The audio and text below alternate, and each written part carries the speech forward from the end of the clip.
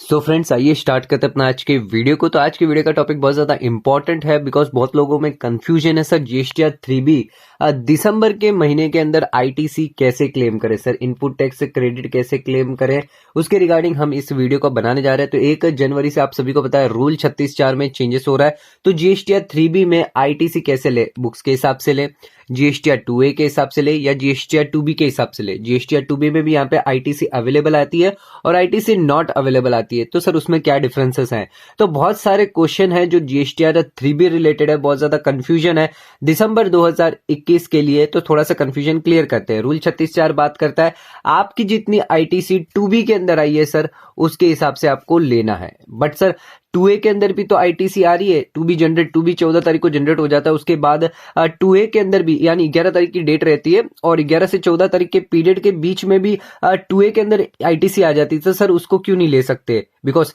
Date तो 20 तारीख है सर 3B की। दिसंबर की 3B की डेट क्या है? 20 तारीख, 22 तारीख और 24 तारीख है। तो 2A के अंदर जो 20 तारीख तक के जो इनवॉइसेस आ रहे हैं 2A के अंदर, क्या वो ले नहीं सकते हम? जो 2A के अंदर 2B के अंदर इनवॉइसेस नहीं आ रहे हैं, ठीक है, 2B के अंदर नहीं आ रहे पर 2A के अंदर आ रहे हैं। टाइम पीरियड क्या है? अभी भी 14 तारीख को 2B जनरेट होगा, 14 तारीख से लेके 20 तारीख तक। सर जो ये इनवॉइसेस बीच में आ रहे हैं क्या इसकी क्रेडिट हम ले लें जो 2A में आ रहे हैं? समझ रहे मेरा क्वेश्चन क्या है यहाँ पे कि 2A में यहाँ पर जो इनवॉइसेस आ रहे हैं 14 से लेके 20 के अंदर, 14 से लेके या 11 के बाद जो इनवॉइसेस आ रहे हैं क्या उसको हम क्लेम कर सकते हैं 2B अपने 3B के अंदर आईटीसी में? तो यहां पर हम आपको थोड़ा सा समझाना चाहेंगे, ठीक है। सबसे पहले 2A की बात कर लेते हैं। 2A क्या है सर? रियल टाइम बेसिस पे आप जैसे ही सप्लायर आपका इनवॉइस अपलोड करेगा आपके 2A में दिखाई देगा सर। ये रियल टाइम में कभी भी अगर सप्लायर इनवॉइस अपलोड करता है, debit note credit note upload करता है जीएसटीआर 1 में, डेट जो है कब दिखाई देगा? वो उस जिस महीने अपलोड किया उसी महीने वो दिखा देगा, यानी उसी दिन वो दिखा देगा सर, जैसे वो फाइल करेगा वो, ठीक है। तो 2A जो है वो रियल टाइम में है, ठीक है। बट यहां पर रूल जब 36(4) हमने आपको क्लियरली बता दिया, रूल 36(4) नोटिफिकेशन नंबर 40/2021 जो 29 दिसंबर को आया है, जिसके अंदर सीधे सीधे कह दिया है 36(4) बात करता है 2B की, 2A की बात करता ही नहीं है सर। तो यहां पे एक चीज क्लियर है, जीएसटीआर 3B के अंदर सिर्फ हमें 2B के हिसाब से देखना सर। बट लोगों को यहां पर कंफ्यूजन क्यों हो रही है? बिकॉज लोगों को यहां पर ज्यादा कंफ्यूजन क्यों हो रही है मैं आपको बताता हूं सर। हो ऐसा रहा है कि 11 तारीख को आपके सप्लायर ने जीएसटीआर 1 फाइल कर दिया, ठीक है। बहुत सारे सप्लायर जो 11 तारीख को फाइल कर देंगे जो जीएसटीआर 1 की ड्यू डेट है। अब जीएसटीआर 3B की डेट क्या है सर? जीएसटीआर 3B की डेट है हमारी 20 तारीख, ठीक है। अब इस पीरियड के बीच में भी बहुत लोगों ने जीएसटीआर 1 जो है फाइल किए होंगे, जो आपके लेट टैक्स पेयर है उन्होंने फाइल किए होंगे इस टैक्स पीरियड के अंदर। जो आपके सप्लायर ने दिसंबर के जो इनवॉइसेस थे वो इस पीरियड के अंदर यानी 12, 13, 14, 15, 16, 17, 18, 19 के बीच में फाइल किए। अब वो आपके 2B में रिफ्लेक्ट नहीं हो रहे। क्यों नहीं हो रहे वो हम आपको बताएंगे क्यों नहीं हो रहे। तो क्या ये इनवॉइसेस जो दिए गए हैं 12 तारीख से लेके 20 तारीख के अंदर, क्या ये इनवॉइसेस जो 2A में आ रहे हैं 2B में नहीं आ रहे हैं? तो 2A में तो आ रहे हैं ना सर, इसकी क्रेडिट हम ले लेते 3B में, डिपार्टमेंट क्या करेगा? 2A में तो रिफ्लेक्ट कर ही रहे हैं। रुक जाइए, शांति रखिए, हम आपको बताते पूरी बात।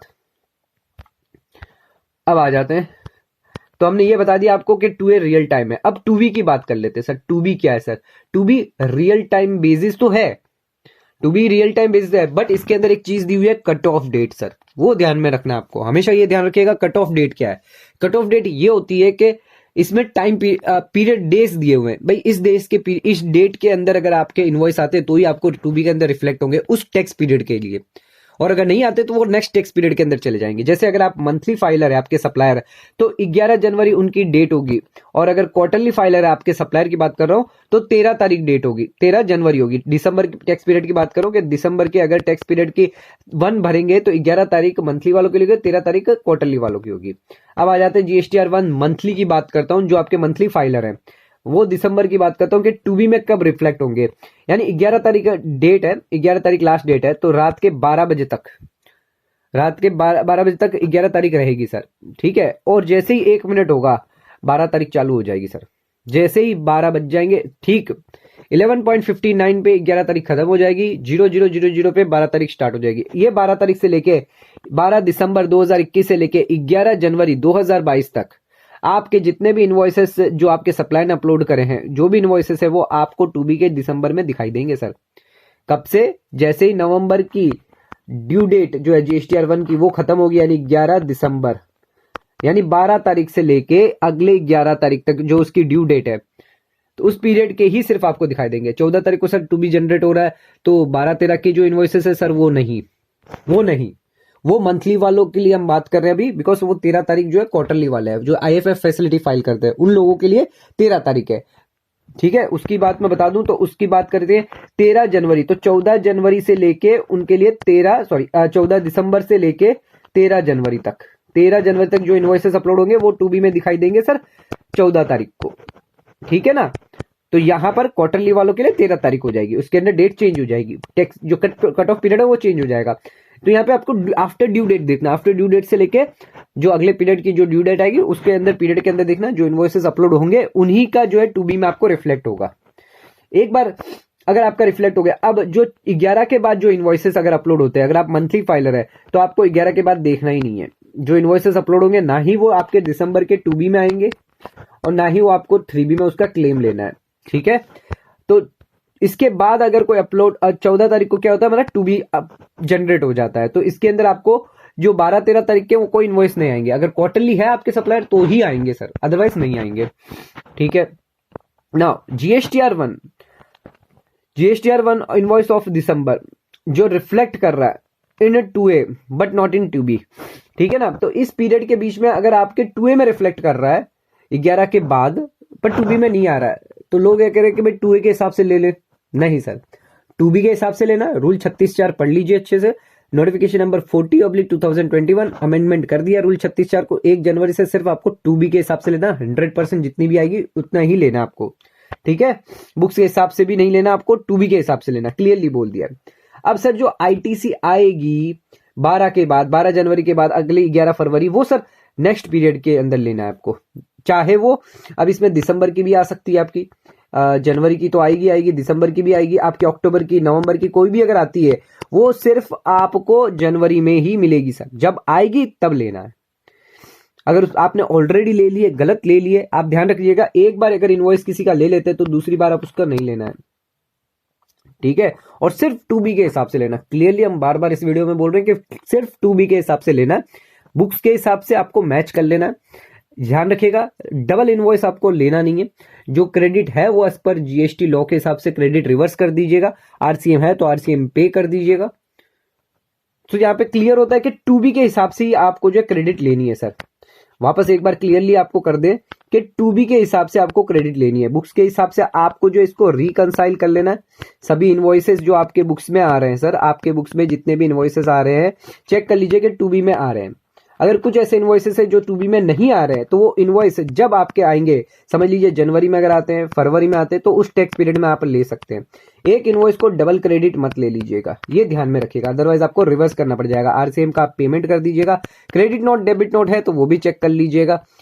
2B के अंदर, 2A के अंदर अगर कोई क्रेडिट आ रही है तो ओके, वो रियल टाइम बेसिस पे, उसके ऊपर आपको रिलाय नहीं करना। अभी रियल टाइम बेसिस पे है, उसको आपको नहीं देखना, आपको सिर्फ 2B देखना है सर। 3B के लिए 36(4) साफ साफ कहता है आपको सिर्फ यहाँ पर जो 100% 2B के हिसाब से ही मिलेगी। ठीक है, 105% नहीं मिलेगी, 105% आपको नहीं मिलेगी, सिर्फ 100% ही मिलेगी 2B के हिसाब से, सिर्फ 2B के हिसाब से सर, सिर्फ 2B के हिसाब से। 5% वाला कॉन्सेप्ट 1 जनवरी से हट गया है सर, तो 1 जनवरी से ध्यान मत दीजिएगा, 5% एक्स्ट्रा मत लेने जाइएगा। सिस्टम गड़बड़ कर रहा है बट आपको नहीं लेना।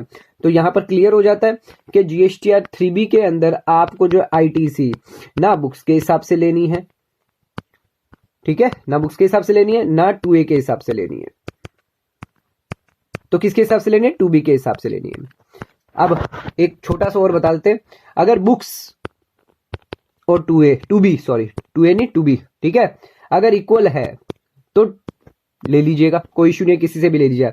बुक्स ज्यादा है, 2B कम है तो 2B, ठीक है, बुक्स कम 2B ज्यादा, 2B ज्यादा तो बुक्स, ये ध्यान रखिएगा। ठीक है, ये ध्यान रखिएगा, बुक्स से ज्यादा किसी भी कीमत पे मत लीजिएगा और 2B से ज्यादा भी किसी भी कीमत पे मत लीजिएगा।